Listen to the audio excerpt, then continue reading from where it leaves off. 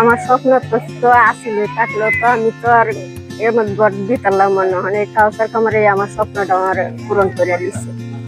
আমার ঘর আসছিল না, আমার তিনটা ফুল্লা খানলে হেরা নিয়ে সবাই কাজ করে হেরা চলি। আমার একটা প্রতিবন্ধী ছেলেও আছে, ছেলেদের বান্ধব হেরে নিজে হেরে কাম কাজ করে হেরে চলি। আমার ভাই বোনের দেখে।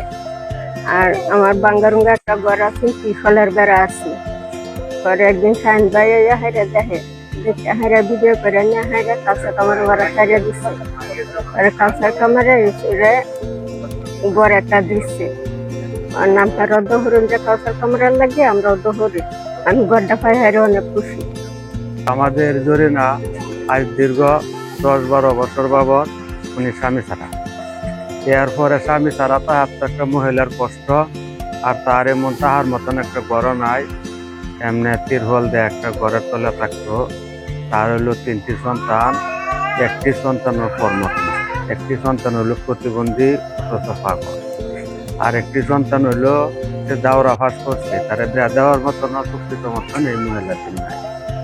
এই হতদরিদ্র একটি মহিলা একটি ঘর পায়া, অথচ আশা করি আমরা সে আনন্দিত, সুখী। আমরা প্রতিবেশীও আলহামদুলিল্লাহ সুখী। তার কাউসার কামালকেও ধন্যবাদ। আশা করি উনি যে কাজকর্ম ভালোভাবে করতেছেন আরো ভালোভাবে যেন করতে পারেন, সেই সহযোগিতা কামনা। আমাদের গ্রাম চণ্ডীগড় গ্রামের মোসাম্মদ জরিনা খাতুন, তার একটি প্রতিবন্ধী মেয়ে নিয়ে খুব কত দরিদ্র ছিল। আমাদের ব্যারিস্টার কায়সার কামাল, স্পিকার কায়সার কামাল যে একটি হত দরিদ্রকে ঘর দিয়েছেন, তার নাম হচ্ছে জরিনা খাতুন। সেই ঘর পেয়ে আমাদের মহল্লাবাসী, গ্রামবাসী সকলেই আমরা আনন্দিত।